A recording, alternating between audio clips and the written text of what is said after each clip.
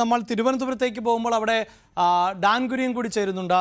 Dan, രണ്ട് രീതിയിലാണ്. ഒന്ന്, നന്നായി പരീക്ഷ എഴുതിയവർക്ക് ഈ ഒരു പരീക്ഷ അത് വലിയ ബുദ്ധിമുട്ടാണ് സൃഷ്ടിക്കുന്നത്. അതേസമയം മറ്റു കുട്ടികൾ ഇപ്പോൾ ഈ സൂചിപ്പിച്ച പോലെ കുറച്ചുകൂടി സമയം കിട്ടിയതിൻ്റെ ആശ്വാസമുള്ള കുട്ടികളുമുണ്ട്. എന്താണ് ഒരു സാഹചര്യം ഡാൻ?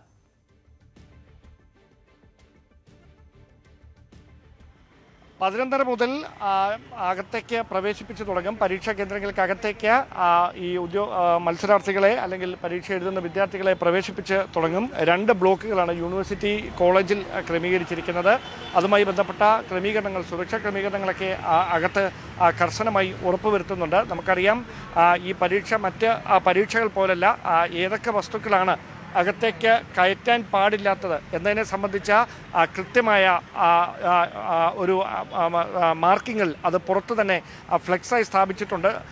മൊബൈൽ ഫോണുകളോ മറ്റ് യാതൊരു തരത്തിലുള്ള ഇലക്ട്രോണിക് ഉപകരണങ്ങൾ, ഇയർഫോണുകളോ ടെക് പെന്നുകൾ, pen drive, Bluetooth, calculator, purse, watch അല്ലെങ്കിൽ മറ്റേ നോട്ട്ബുക്കുകൾ, യാതൊരു തരത്തിലുള്ള ക്യാമറകൾ, ഭക്ഷണ വസ്തുക്കൾ, പേന പോലും അകത്തേക്ക് ഉപയോഗിക്കാൻ കഴിയില്ല. അകത്ത് നിന്ന് പേന എഴുതാനായി ഈ വിദ്യാർത്ഥികൾക്ക് നൽകും.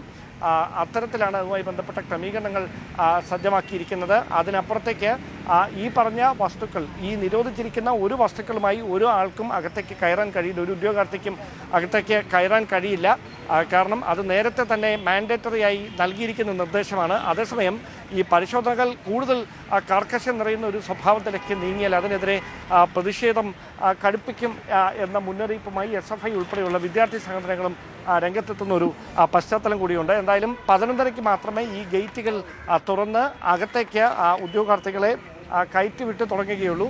പക്ഷേ അതിനു മുമ്പ് തന്നെ യൂണിവേഴ്സിറ്റി കോളേജിൻ്റെ പരിസരത്തായി നിരവധി ആളുകൾ ഇതിനോടകം തന്നെ രക്ഷകർത്താക്കൾക്കൊക്കെ ഒപ്പം എത്തി തുടങ്ങിയിട്ടുണ്ട്. നമുക്ക് അവരുടെ ഒരു കൺസേൺ ഈ ഘട്ടത്തിൽ എങ്ങനെയാണ് എന്നുള്ള കാര്യം അറിയേണ്ടതുമാണ്. നമുക്ക് അവരോട് തന്നെ ചോദിക്കാം. എവിടെ നിന്നാണ് വരുന്നത്? നേരത്തെ എഴുതിയിരുന്നോ അതോ? എഴുതിയിരുന്നു. അപ്പോൾ ഇത് പിന്നെ ഒരു അവസരം കിട്ടുകയാണ്. എങ്ങനെയാണ് നോക്കി കാണുന്നത്?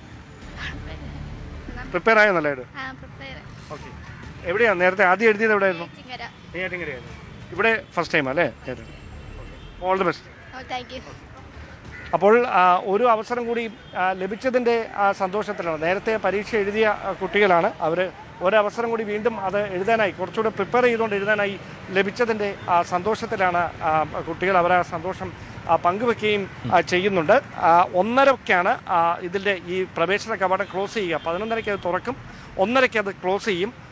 2 മണിക്ക്, കൃത്യം 2 മണിക്ക് പരീക്ഷ ആരംഭിക്കും. 5 മണി വരെയാണ് പരീക്ഷ നടക്കുക. അതിനിടയിൽ മറ്റാരെയും, ഈ കവാടം അടച്ചു കഴിഞ്ഞാൽ പിന്നെ ആരെയും കടത്തിവിടില്ല. അത്തരത്തിലുള്ള കർശനമായ നിർദ്ദേശങ്ങളൊക്കെ നൽകിയിട്ടുണ്ട്. എന്തായാലും 11:30-ക്ക് തന്നെ ഉദ്യോഗാർത്ഥികളെ അകത്തേക്ക് പ്രവേശിപ്പിച്ചു. തീർച്ചയായും സൂചിപ്പിക്കുന്ന പോലെ തന്നെ ഒരിക്കൽ നടത്തി പരാജയപ്പെട്ടു പോയി എന്ന് തന്നെ പറയാം. കാരണം സർക്കാരിൻ്റെ ഭാഗത്ത് നിന്ന് ഇത്രയുമേൽ ഗൗരവമേറിയ ഒരു പരീക്ഷ, അതിൽ വീഴ്ച സംഭവിക്കുന്നു. അങ്ങനെ പരീക്ഷയുടെ ഫലം റദ്ദാക്കുന്ന സാഹചര്യം ഉണ്ടാകുന്നു. കുട്ടികളെ സംബന്ധിച്ചിടത്തോളം നേരത്തെ ഒരു രക്ഷിതാവ് സൂചിപ്പിച്ച ഒരു പോയിന്റ് അത് വളരെ പ്രധാനപ്പെട്ടതാണ്. ഇത്തരം പ്രധാനപ്പെട്ട പരീക്ഷകൾ നടത്തുമ്പോൾ ഒരു ദിവസത്തെ പെർഫോമൻസ് എന്നത് സാഹചര്യമൊക്കെ മാറ്റേണ്ടതില്ലേ എന്നതാണ് അദ്ദേഹം ചോദിക്കുന്നത്. അദ്ദേഹത്തിൻ്റെ കുട്ടിക്ക് ഇപ്പോൾ പനിയാണ് എന്ന് പറയുന്നു. അപ്പോൾ ഗൗരവമേറിയ പരീക്ഷകൾക്ക് ഈ ഒരു ദിവസം എന്നതിന് പകരം പല ഭാഗങ്ങളായൊക്കെ പരീക്ഷകൾ നടത്തിയാൽ ഏതെങ്കിലും ഒരു ഭാഗത്ത് ഈ ഇത്തരം ശാരീരികമായ അസ്വസ്ഥതകളോ ബുദ്ധിമുട്ടുകളോ ഒക്കെ കാരണം പെർഫോം ചെയ്യാൻ പറ്റാത്തവർക്ക് അടുത്ത ഘട്ടത്തിലൊക്കെ പരീക്ഷകളിൽ മെച്ചപ്പെട്ട പ്രകടനം കാഴ്ചവെക്കാൻ സാധിക്കും. ഇത് വലിയ തോതിൽ ചർച്ച ചെയ്യപ്പെടുന്ന ഒന്ന് തന്നെയാണ്. ഈ വളരെ ഗൗരവമേറിയ പ്രവേശന പരീക്ഷകൾ ഒരൊറ്റ പരീക്ഷ കൊണ്ട് അവസാനിപ്പിക്കാമോ എന്ന ചോദ്യം. അതും വരും കാലഘട്ടങ്ങളിൽ അധികൃതർ ഗൗരവത്തോടെ കാണേണ്ട ഒന്നാണ് എന്നാണ് സൂചിപ്പിക്കേണ്ടത്. കൂടുതൽ വാർത്തകൾക്ക് News 18 Keralam YouTube channel subscribe ചെയ്യുക.